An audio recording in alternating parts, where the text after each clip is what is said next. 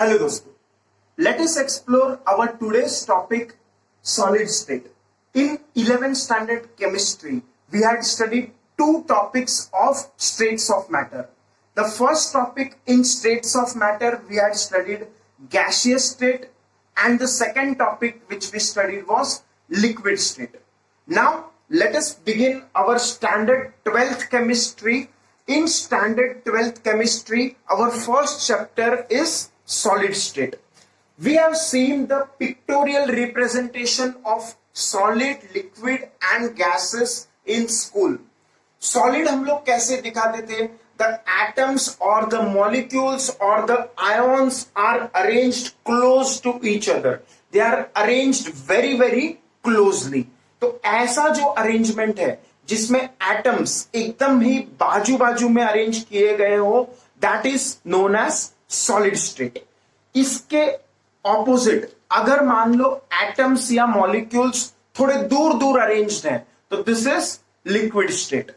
और अगर मान लो एटम्स और मॉलिक्यूल्स बहुत ही दूर दूर अरेंज्ड हैं तो दिस इज गैसियस स्टेट. तो सॉलिड, लिक्विड और गैस, इन तीनों में क्या फर्क है?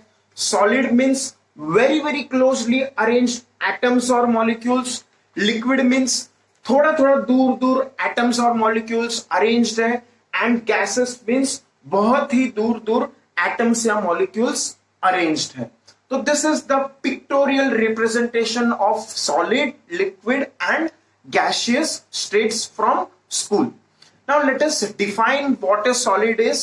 Solid is a form of matter. जैसे states of matter में हमारे पास liquid state है, gaseous state है, वैसे ही और एक state of matter है solid state. Solid is defined as a form of matter in which atoms, ions or molecules are held together strongly close to each other. So this is the definition of a solid. Now coming to the general properties of solid, as you know, solids have a particular defined shape. एक definite shape होता है solid का. For example, इसका कुछ, ये solid container है, इसका कुछ एक definite shape है और इसका कुछ एक definite volume भी होगा. Solids have definite shape and a definite volume. जैसे अगर ये कंटेनर है, इसका वॉल्यूम अगर आधा लीटर है तो इसमें हम लोग पानी भरेंगे तो भी आधा लीटर आएगा, तेल भरेंगे तो भी आधा लीटर ही आएगा. तो solids have definite shape, definite volume. So that is the meaning of the first property, solids have definite shape and definite volume. Second property is they have high density. Why will solids have high density? Because the atoms in solid are packed very very close to each other. जो solid के atoms होते हैं वो बहुत ही पास पास है, तो बहुत ही पास पास होने की वजह से it is densely packed structure leading to high density of solids. And because solids have high density, they are very hard. वो हम लोग easily उनको press नहीं कर सकते, compress नहीं कर सकते, they are very very hard. But there are some solids which are exception to this. For example, अगर हम लोग रबर का बात करें, ये भी solid है लेकिन फिर इसको हम लोग compress भी कर सकते हैं, elongate भी कर सकते हैं. But that is due to the property of elasticity of the solid. Elasticity is another chapter which we studied in physics. Elastic means what? A substance which upon removal, अगर ये force लगाया मैंने तो ये elongate हो गया और force हटा दिया तो वापस उसने अपना शेप रीगेन किया. Substances which upon removal of external deforming force come back to their original shape and size are called as elastic substances. फिर उसके अलावा एक स्पंज का एग्जांपल लेते हैं हम लोग. स्पंज को भी हम लोग कॉम्प्रेस कर सकते हैं. Why can we compress the sponge? Because sponge is a solid which has air pockets in it. बहुत सारे उसमें एयर पॉकेट्स होंगे और एयर पॉकेट्स बीच बीच में होने की वजह से we can compress the sponge which upon removal of external force again regains its original shape and size. So these are the exceptions to the shape thing which we said about solid. it has definite shape, but rubber and sponge, they can be compressed highly, but that is due to the elastic property of the solid. फिर उसके बाद we have next property which is low compressibility. As I told you already, we cannot compress a solid easily. Solid को compress करना मुश्किल है. फिर nil diffusion. Nil diffusion, इसके लिए पहले हम लोग diffusion क्या है ये याद करते हैं. सपोज ये हम लोग के पास परफ्यूम का बॉटल है, तो परफ्यूम के बॉटल पे अगर ऊपर हम लोग ऐसे नॉब दबाएंगे तो liquid comes out of it, liquid is diffused and ये गैस फॉर्म में पूरा लिक्विड डिफ्यूज हो जाएगा and it will fill the whole room. पूरे रूम में वो गैस के मॉलिक्यूल्स ट्रेवल करेंगे and they will diffuse everywhere. So that is the property which is diffusion. Gas molecules diffuse throughout the volume of the container और the room. लेकिन solid के case में ऐसा नहीं होता है, ऐसा कोई डिफ्यूजन नहीं होगा. जहां पे सॉलिड को रखा जाए वो वहीं पे रहेगा हमेशा अंटिल यहां से हम लोग उसको हटा न दे, बिकॉज इसमें डिफ्यूजन नेग्लिजिबल होता है. The solid atoms molecules they stay wherever they are and hence we have this property of negligible diffusion. Then solids के बारे में तो वेपर प्रेशर का बात करना ज्यादा सेंसफुल बात नहीं है. लिक्विड्स के केस में लिक्विड से गैसियस फॉर्म में we have some part of the liquid and that leads to vapour pressure. लेकिन सॉलिड के केस में वेपर फॉर्म में negligible amount of vapour pressure होगा. The solid atoms they are bound together to each other and they do not form vapours easily. तो इसीलिए they have very very low vapor pressure as compared to the liquids. So what are the various properties of solids? First is they have definite shape, definite volume, they have high density, and then they have very low compressibility because the atoms and molecules are arranged very very near to each other, almost in contact with each other. They have nil diffusion, diffuse nahi hote, they stay together, and finally they do not form vapor. Negligible vapors बनेगा, तो इसीलिए vapor pressure बहुत ही कम होगा in comparison to the liquids.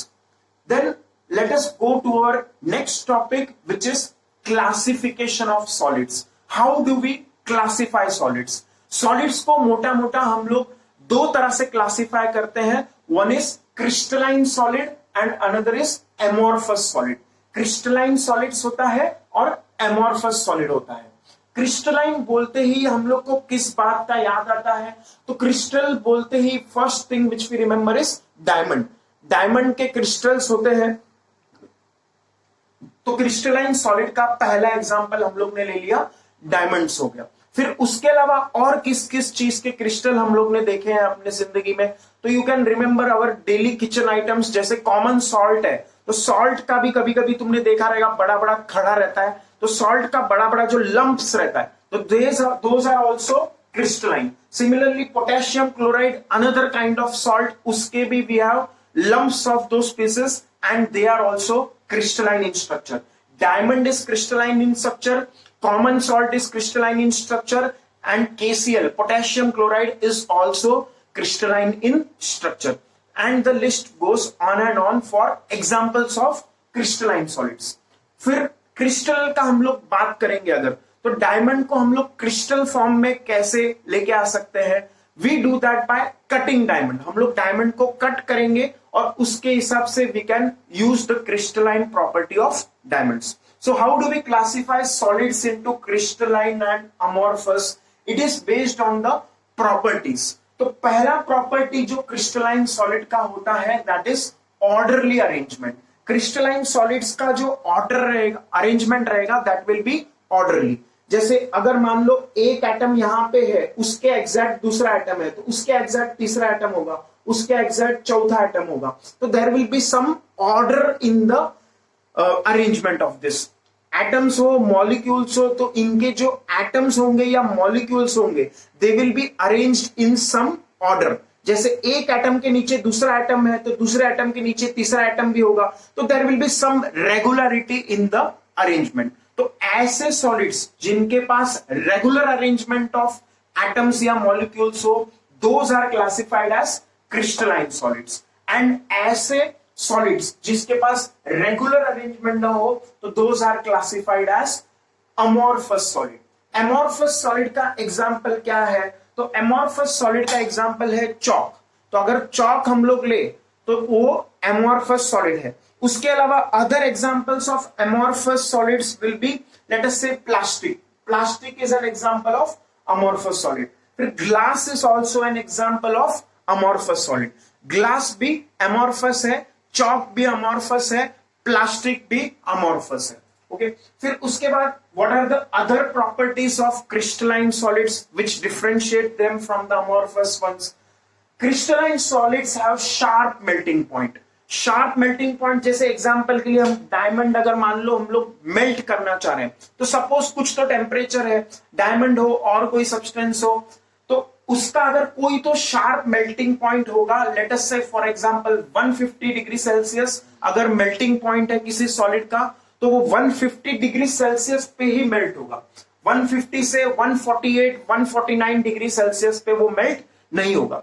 Solids have sharp melting point. In contrast to this, amorphous solids, they do not have a sharp melting point, they have a range of melting point. उसका melting point का एक range रहेगा, जैसे 150 से 200 degree Celsius के बीच में वो melt होता रहेगा धीरे धीरे। तो amorphous solids do not have a sharp melting point, they have a range of melting point.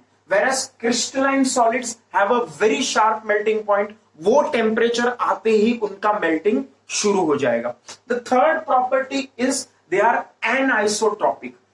Crystalline solids are anisotropic. Anisotropic और आइसोट्रॉपिक इन दोनों में फर्क क्या है? एनआइसोट्रॉपिक मतलब different property in different direction. Isotropic मतलब same property in same direction. ये हम लोग कैसे याद रखेंगे? तो देखो आइसो मतलब क्या? Iso means same and property. Same property means iso.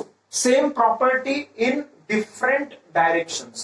Same property in different direction जिसमें होगा those are isotropic solids और जिसमें different properties in different direction होगा those are anisotropic. कैसे याद रखेंगे? Iso मतलब same और aniso मतलब opposite of iso मतलब डिफरेंट। तो सेम का अपोजिट क्या है? डिफरेंट। तो एनआइसो मतलब different properties in different direction, isotropic मतलब same properties in different direction. Isotropic same property in different direction, anisotropic different properties in different direction. तो जैसे एग्जांपल के लिए हम लोग फिर से डायमंड का एग्जांपल ले।